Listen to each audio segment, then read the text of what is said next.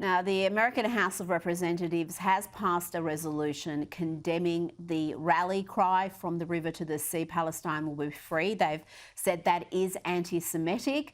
But, Yosef, that's not going to stop the activists from chanting it at rallies. Indeed, the chants are becoming ever more violent. Pro-Palestinian protests are intensifying across North America. We saw in Michigan chants of death to America, death to Israel on the streets. New York, they're burning the American flag, they're burning the Israeli flag. Hamas leader Sinwar is being praised by lefties in Canada. There's chants of "We are his men." As an Arab Israeli, what do you say to these protesters? Well, it's again, you split it to two, the radical lefts and the extremist terror supporters that comes from the Middle East and comes from Afghanistan and Pakistan, and they joined together. No, they're not going to stop chanting from the river to the sea. In fact, Rita, right now I'm in New York, and tomorrow I'm going to speak at Columbia University. Today at Columbia University, there was a massive protest, pro-Palestinian, anti-Israeli protest, where they chanted from the river to the sea. And also they chanted Intifada, Intifada, Revolution, Intifada. What is the meaning of Intifada? The direct translation of Intifada is violent uprising. But let me explain on the ground what is meaning Intifada. The meaning of Intifada is the death of more Israelis, both Arabs and Jews, and also the death of more Palestinians, because that's what Intifada is. Now, why a white Australian or white European or white American, all those immigrants who live in a democracy care about the Palestinians or the Israelis? They will chant this, and after 2 hours, they will go to the pub, drink their beer, enjoy their freedom, and enjoy their democracy, while the Gazans in Palestine are suffering from the terrorist organization Hamas, while the Jews and the Arabs in Israel are suffering from Hamas, from the terrorist organization Hamas, and also from Iran, the head of the snake that we need to cut. So for them, they're going to keep chanting that, but the suffer is us. This is the disattachment from reality, and this is why we need to fight it. We don't have any other choice, Rita.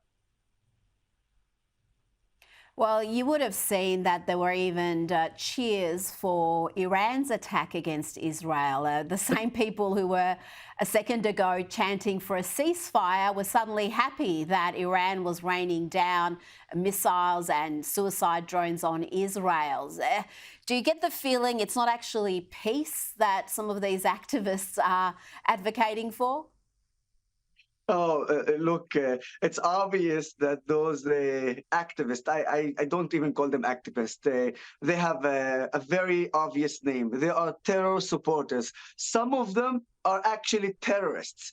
You know, I started saying if Israel fails, then the West is next. Actually, the West is now, and further than that, in Australia, we see just a couple of days ago attack on a pastor who was stabbed in the face. These things that we're seeing more and more in the West, we're seeing more and more in democracies around the world, those terror supporters will not stop. Now, here is the biggest problem. I'm seeing something very, very troubling me, and the governments, and you know, we talked about the fact that they passed a resolution to adopt the fact that they need to stop the chant from the river to the sea. They're not going to stop doing it because no one is enforcing the law, and the more they're not doing it, they think that by not enforcing the law, it will maybe calm them down. Let me be very clear. They are coming with the mentality of the Middle East. What does that mean? Very simple. If you do not act with strength against terrorism and their supporters, they will see it as weakness. And the more weak you are, the more they're going to attack more and more and push more and more. So the only solution to it is to cut it from now. And if you don't do it now, you're going to get this more and more and more. That's why I am begging everybody to understand that our fight now with Hamas and Hezbollah, and of course the head of the snake, Iran, is something that we are holding the West. And if we don't wake up, very soon you will see how it will impact. And in fact, it's starting to impact the whole world. We have to understand that we need to destroy Hamas. We need to destroy Hezbollah. And we must destroy the Iranian regime, the Islamic Iranian regime, because our problems with not with the Iranian people. The Iranian people and the Israeli people love each other. It is the regime we have a problem with. Yes, right. Yosef Haddad, you're right there. Thank you so much for your time this evening. Thank you for having me, Rita.